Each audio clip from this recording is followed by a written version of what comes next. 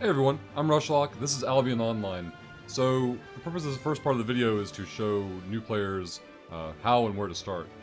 You might be joining our organization Bad and Dumb, you might be joining another guild entirely. Either way, when you're at the character creation screen, pay attention to where your character is located. This one is going to spawn randomly at Steep Beachhead number 3. This character has never logged in before, so let's enter the world, see where it spits us out at. So we're going to press M for map, take a look around. We're at the Steep Beachhead. You can see we're in a T1 zone. This is like a newbie area. I'll walk over here. When you first enter, you're going to be in a kind of like a very much a how-to tier 1 type of thing. Wants us to gather 3 rough logs, so let's look for a tree. There's 2 of them. There we go, we've gathered them. Now wants us to gather 3 rough stone, find some stone to click. So base tier 1 materials you can gather with your bare hands.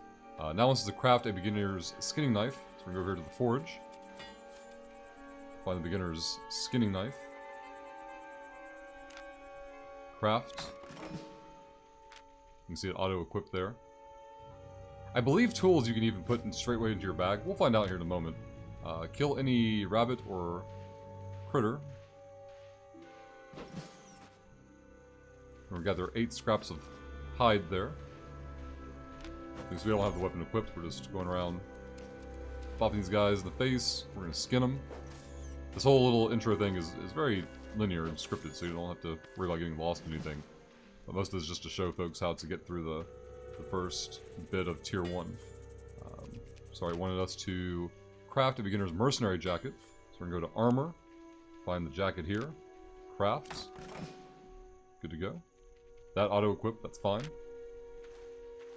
We also want to craft a beginner's longsword. So we'll go to weapons, the 3rd tab here on the crafter. It says we're going to need some stone and some logs. Let's go find those things for us. We're going to need 5 of each. That was 2 of each. Resource nodes will respawn over time. Typically the population of your zone dictates how often it respawns. Need 1 more tree and 1 more stone. We'll end up with a little bit of an excess, but that's fine. And back to the forge and craft our broadsword. This will be a combat weapon. So we're going to craft that one. Whenever you first equip a piece of gear, if there's a choice, it'll ask you to select which ability you want. Typically, in the first slot, it's a decision between AoE or single target ability. We'll take the AoE one for no particular reason at the moment. Use any ability on a training dummy. So there were some training dummies over here. We're going to go C. I'm just going to press Q. Just wants you to know how to use your abilities. So in Albion Online, the abilities that you get, both active and passive, are determined by your gear. The armor we have gives us the Mend Wounds ability. When we're out of combat, we can use it to restore our health and energy. Leave the island and go to town. So that's it. You could, if you want to, you could be really completionist and go through and craft, everything T1 if you want. It is not necessary.